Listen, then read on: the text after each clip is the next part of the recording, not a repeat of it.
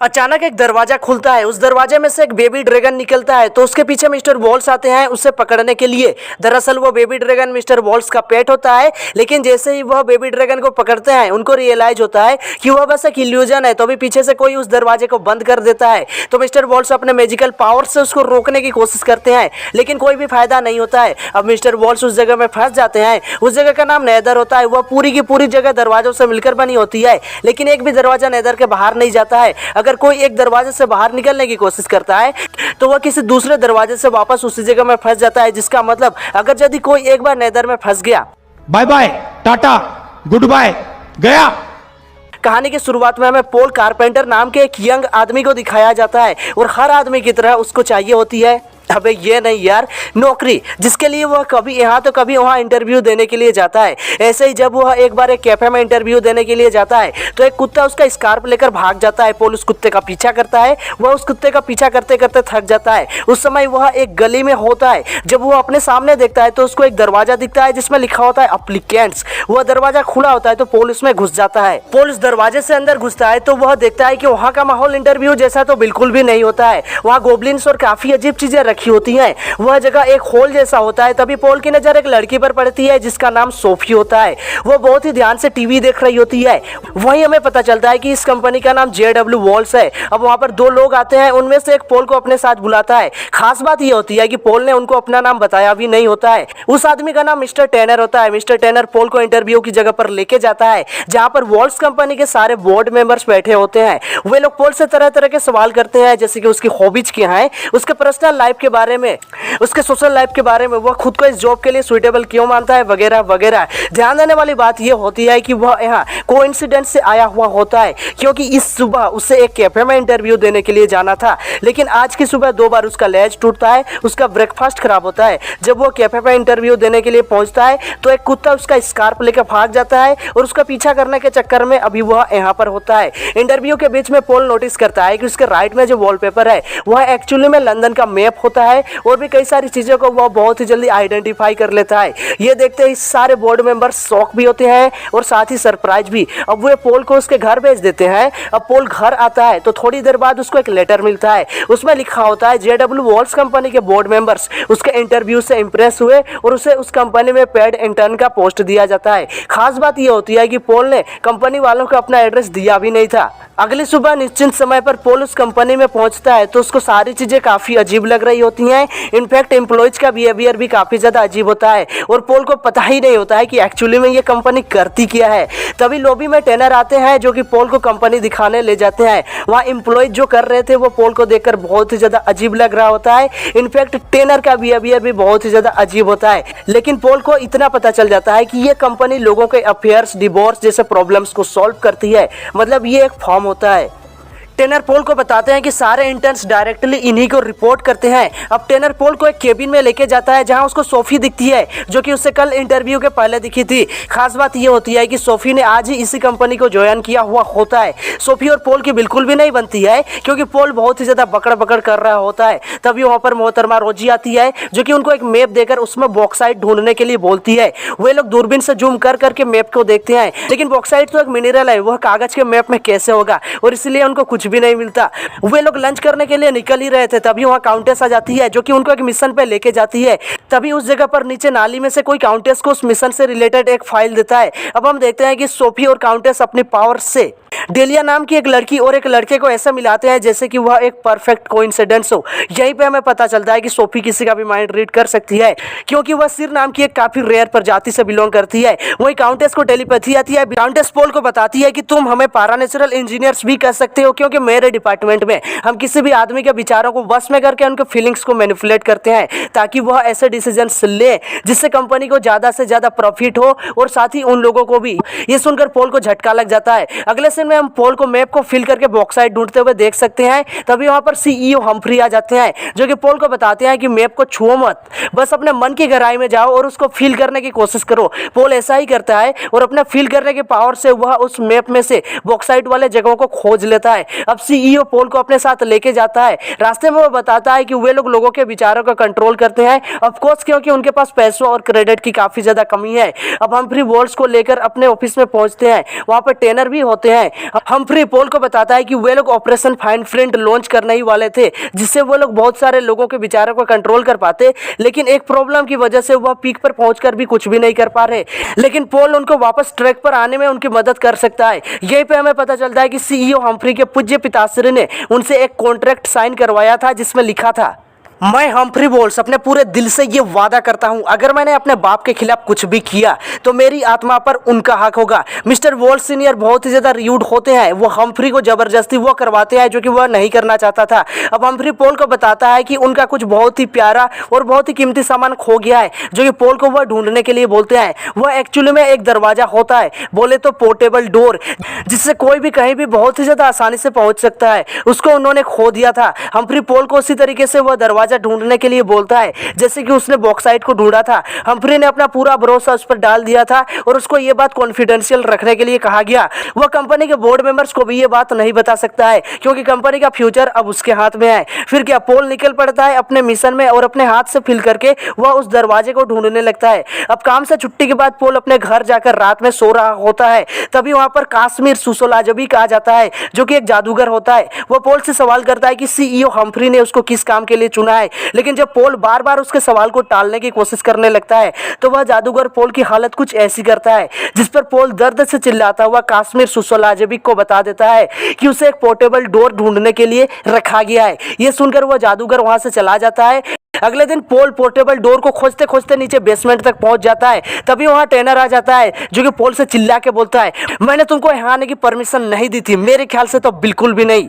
फिर वह आगे बोलता है, अपना काम ठीक तरीके से करना, वरना हम्फ्री तुम्हारा चटनी भुजिया सब कुछ बना देगा और किसी को पता भी नहीं चलेगा। इतना सुनते ही पोल बेसमेंट से निकल जाता है। अगले दिन पहले वो सोफी के साथ डेट पर जाता है, फिर वो डिसाइड करता है कि चाहे कुछ भी हो जाए वह इस बार बेसमेंट में जाकर ही रहेगा और पता करेगा कि वहां पर क्या है। बेसमेंट के रास्ते में उसको एक आदमी मिलता है, जो कि पोल को रोकने की कोशिश करने लगता है, लेकिन पोल उसको आसानी से ब्लैकमेल करके बेसमेंट में घुस जाता है। वहां उसको टेलीफोन जैसा एक डिवाइस दिखता है, जिसको टच करते ही बेसमेंट के उस तरफ का दीवार कॉन्ट्रैक्ट होने लगता है। पोल उस दीवार को पार करते ही एक बहुत ही अजीब जगह पर पहुंचता है। वहां बहुत ही अजीब अजीब चीजें रखी होती हैं। पोल ये सब कुछ देखकर हैरान रह जाता है। तभी उसको अपने सामने एक गोबलिन दिखता है, जो कि पोल को चुपचाप आगे निकलने के लिए बोलता है। गोबलिन एक माइथोलॉजिकल क्रिएचर होता है, जो कि जर्मन और ब्रिटिश माइथोलॉजी में पाया जाता है और अपने एबिलनेस और अपनी शरारतों के लिए जाना जाता है। पोल बहुत ही ध्यान से अपना काम कर रहा होता है, तभी ये क्या, उसको वह दरवाजा मिल जाता है। पोल जैसे ही उस दरवाजे के पार जाता है, वह अपने आप को एक अलग ही जगह पर पाता है। उस दरवाजे को बंद करने के बाद वह दरवाजा एक तौलिए में बदल जाता है। तभी हम देखते हैं कि पोल का आईडी कार्ड भी किसी दूसरे कंपनी का बन जाता है। अब पोल उस तौलिए को अपने पास रख लेता है। तभी उसे कुछ लोगों की आवाज सुनाई देती है, जो कि कुछ डिस्कस कर रहे होते हैं। पोल उस दरवाजे को थोड़ा सा खोलकर अंदर जो चल रहा होता है उसको बड़ी ध्यान से सुनने की कोशिश करने लगता है। अंदर जेडब्ल्यू वोल्स कंपनी का सीईओ शहर के कुछ जाने माने लोगों से बोलता है, हम लोग सालों से छोटे छोटे लोगों की छोटी छोटी प्रॉब्लम सॉल्व करते आए हैं, जो कि एक बहुत ही अच्छी बात है। वह आगे बोलता है, लेकिन हमारे पास इस बार कुछ बहुत ही ज्यादा धमाकेदार हाथ लगा है। अब हमें एक होलोग्राम दिखाया जाता है, जिसमें हम सोफी को देखते हैं। यहीं पे हमें पता चलता है कि जेडब्ल्यू वॉल्स का प्रोडक्ट कंज्यूम करने के बाद वह अपने कंट्रोल से बाहर है। अब वह ऐसी चीजों को पसंद करने लगी है जिससे वह पहले नफरत किया करती थी। हम्फ्री बोलता है कि जब हम एक जवान लड़की का दिमाग कंट्रोल कर सकते हैं, तो सोचो हम क्या क्या नहीं कर सकते। हमारा फायदा 2 गुना 3 गुना 4 गुना हो जाएगा। इतना सुनना था कि पोल अपना तौलिया निकालता है और वहां से निकल जाता है। अब वो दौड़ते हुए सोफी के पास जाता है और उसको समझाता है कि वे लोग तुम्हें कंट्रोल कर रहे हैं। फिर वह सोफी को आगे बताता है कि उन लोगों की 24/7 सोफी पर नजर है, लेकिन सोफी इन सब चीजों को बिल्कुल भी नहीं समझ पाती है। अब पोल सोफी को बताता है कि उसने एक पोर्टेबल दरवाजे को खोज लिया है, जिससे वे लोग 1 सेकंड में जहां चाहे वहां पहुंच सकते हैं। बस शर्त यह होती है कि दरवाजा खोलने से पहले आपको यह डिसाइड कर लेना होता है कि आपको जाना कहां पर है। पोल सोफी को इसका एक लाइव प्रूफ भी दिखाता है। फिर क्या, सोफी और पोल दुनिया के सबसे बेहतरीन जगह को ढूंढ के निकालते हैं और वहां पर घूमने के लिए जाते हैं। इसी बीच सोफी पोल को बताती है कि उसकी फीलिंग्स अब उसके उसके कंट्रोल से बाहर हैं। उसे नहीं पता कि उसकी असली फीलिंग्स क्या है, उसकी इच्छाएं और उसके ज़रूरतें। ऐसे लगता है जैसे कि वह उनका कंट्रोल नहीं कर रही है। एक्चुअली में ऐसा तब से चल रहा होता है जब से सोफी ने JW वॉल्स कंपनी का कॉन्ट्रैक्ट साइन किया हुआ होता है, और इसीलिए पॉल डिसाइड करता है कि चाहे कुछ भी हो जाए वह किसी तरीके से सोफी का कॉन्ट्रैक्ट बदलेगा। अब हमें पता चलता है कि सोफी और पॉल जो भी हरकतें कर रहे थे उनके बारे में मिस्टर टेनर को पता होता है, जो कि उनसे बोलता है तुम लोगों को पता भी है कि तुम लोग क्या कर रहे हो। मैं बस एक बार बोलूंगा, हम्फ्री के दरवाजे के सामने अपने मन से जाओ और तौलिए को वही फोल्ड करके छोड़ दो। अगर तुम लोग बहुत ही ज्यादा लकी हुए और हम्फ्री किसी काम में बहुत ही ज्यादा बिजी हुआ तो शायद वो तुम दोनों को जिंदा छोड़ दे। ऐसा बोल के टेनर वहां से निकल जाता है। लेकिन क्योंकि पॉल ने अपना मन बना लिया था और इसीलिए वो लोग डिसाइड करते हैं कि वे लोग पहले सोफी का कॉन्ट्रैक्ट खोजेंगे चाहे कुछ भी हो जाए, ताकि सोफी को उसकी आत्मा वापस मिल सके। अब वे लोग रात में कंपनी के अंदर जाते हैं तो वे लोग देखते हैं कि वे टाइपराइटर्स अपने आप ही कॉन्ट्रैक्ट्स टाइप कर रहे होते हैं। वो कॉन्ट्रैक्ट अलग अलग चीजों के होते हैं, जैसे कि gym membership, train ticket etcetera. Sophie ने भी इन्हीं में से किसी एक कॉन्ट्रैक्ट को साइन किया हुआ होता है जिसमें उसने अपनी आत्मा को खो दिया था। उनके बैकग्राउंड में बहुत ही ज्यादा डरावनी आवाजें आ रही होती है और साथ ही बहुत ही अजीब अजीब सी हरकतें होती हैं। अब सोफी एक कॉन्ट्रैक्ट रीड कर रही होती है जिसमें लिखा होता है एग्री पर क्लिक करते ही मेरी आत्मा JW वॉल्स कंपनी की प्रॉपर्टी हो जाएगी, जिसका मतलब मेरी इच्छाएं, मेरी जरूरतें और मेरे विचारों पर मेरा कंट्रोल नहीं होगा। और साथ ही उस कॉन्ट्रैक्ट में बैंक ऑफ डेथ लिखा हुआ था, जिसका मतलब कहीं ना कहीं वो कॉन्ट्रैक्ट बैंक ऑफ डेथ में जाकर जमा होते थे। इसका मतलब हम्फ्री और टेनर लोगों से उनकी आत्माएं छीन रहे थे। उन्होंने सोफी की आत्मा छीन ली थी और यही था प्रोग्राम ऑपरेशन फाइन प्रिंट। तभी वहां पर उनको बहुत सारे गोब्लिन्स दिखते हैं जो कि उनको डराने की कोशिश करने लगते हैं। अब सोफी और पॉल भागने की कोशिश करते हैं लेकिन भाग नहीं पाते हैं। तभी वहां पर टेनर भी आता है और हमें पता चलता है कि वह भी एक गोब्लिन है। सिर्फ यही नहीं, JW वॉल्स कंपनी में काम करने वाले आधा से अधिक एम्प्लॉय गोब्लिन होते हैं। टेनर अपने गोब्लिन वाले रूप में आकर उन लोगों पर अपना गुस्सा निकालने लगता है।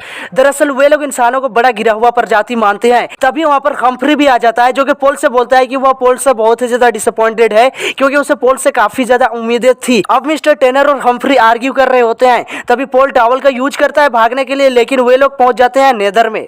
दरअसल नेदर में गिरने से पहले सोफी ने अपने मन में एक जगह को सिलेक्ट करने की कोशिश की थी, लेकिन हम्फ्री अपने जादू से उसको ऐसा करने से रोक देता है। अब क्योंकि दरवाजा बंद करने वाला ही पोर्टेबल डोर को रख सकता है और इसलिए पोर्टेबल डोर अब हम्फ्री के पास है। दूसरी तरफ सोफी और पॉल नेदर में फंस जाते हैं जहां उनको हम्फ्री का बाप वॉल्स सीनियर मिलता है, जिसको मूवी के स्टार्टिंग में हम्फ्री ने उसको फंसा दिया था वहां पर। रीजन क्योंकि 12 साल की उम्र में उसने हम्फ्री से कॉन्ट्रैक्ट साइन करवाया था जिसमें लिखा था कि अगर हम्फ्री ने अपने बाप के खिलाफ गद्दारी की तो उसकी आत्मा उसके बाप के कंट्रोल में आ जाएगी। जिसका मतलब अगर यदि हम बैंक ऑफ डेथ तक पहुंच गए तो हम्फ्री की आत्मा तुम्हारी हो जाएगी, राइट? पॉल बोलता है, जिस पर मिस्टर वॉल्स बोलता है अबे भोंसडी के, जब हम लोग यहाँ से निकलेंगे तब ना, दिख नहीं रहा, मैं इधर सालों से फंसा हूँ। मैंने अपने सारे जादू आजमा लिए लेकिन कुछ फायदा नहीं हुआ।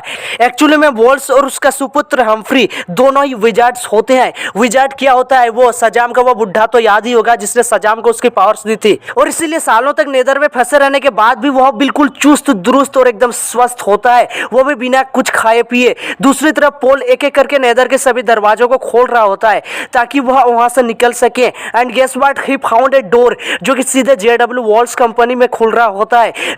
जो आदमी एक मैप देख के सारी की सारी चीजों को फील कर सकता है वह क्या नहीं कर सकता। नेदर से निकलने के बाद पॉल, सोफी और सीनियर वॉल्स सबसे पहले उस बेसमेंट में जाते हैं जहां हम्फ्री और टेनर होते हैं। अब सीनियर वॉल्स पॉल को वह कॉन्ट्रैक्ट देता है और उसे बैंक ऑफ डेथ में डिपॉजिट करने के लिए बोलता है, जिसमें लिखा था कि अगर हम्फ्री ने अपने बाप से गद्दारी की तो उसकी आत्मा उसके बाप की हो जाएगी। इधर बाप बेटे के बीच काफी ज्यादा जबरदस्त लड़ाई होती है क्योंकि वे दोनों ही विजार्ड्स होते हैं। तभी वहां पर JW वॉल्स कंपनी के बाकी बोर्ड मेंबर्स भी पहुंच जाते हैं क्योंकि हम्फ्री ने अपने बाप को हरा दिया था और इसीलिए वह सबको धमकी देता है कि वह उन सभी को नेदर में फंसा देगा।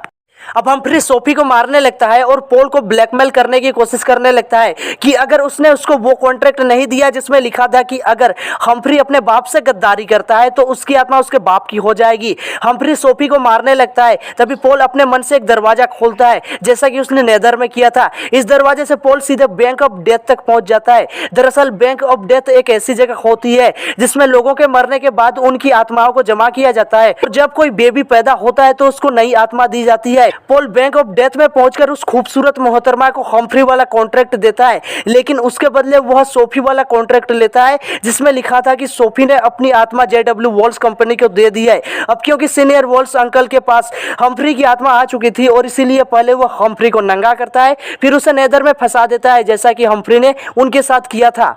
अब सोफी और पोल का नाम JW वॉल्स कंपनी के बोर्ड मेंबर्स में आ चुका है और हाँ, आजकल वो लोग मन ही मन एक दूसरे से बातें कर लेते हैं और एक दूसरे की बातें समझ भी लेते हैं। तो दैट्स इट, ये कहानी यहीं पे एंड होती है। तो आप हमें इस कहानी के बारे में अपना ओपिनियन नीचे कमेंट सेक्शन में जरूर बताना। मेरा पूछो तो मेरे लिए हजम कर पाना थोड़ा सा मुश्किल हो रहा था कि कोई किसी की आत्मा से किसी का कंट्रोल कैसे कर सकता है, but as our lord PJ said, अगर यदि तुम्हें कोई मजा देती है तो फिर मजा लो, छोड़ो मत, क्योंकि मेरे भाई दुनिया ऐसे ही चलती है। फटाफट से वीडियो को एक लाइक और चैनल को सब्सक्राइब कर दो। और हाँ भाई लोग, इन्हीं सारी बातों के साथ साथ मैंने 65 मूवी, जो कि नई स्पेस साइंस फिक्शन मूवी है, उस पर भी एक्सप्लेनेशन वीडियो बनाया है जो कि लेफ्ट वाली है। और नेटफ्लिक्स की न्यू सीरीज कॉपीकैट किलर का पूरा सीजन 1 मैंने एक वीडियो में एक्सप्लेन किया है जो कि राइट वाला वीडियो है। फटाफट से चेकआउट कर लेना। मैं मिलूंगा अगली वीडियो में, तब तक के लिए थैंक यू।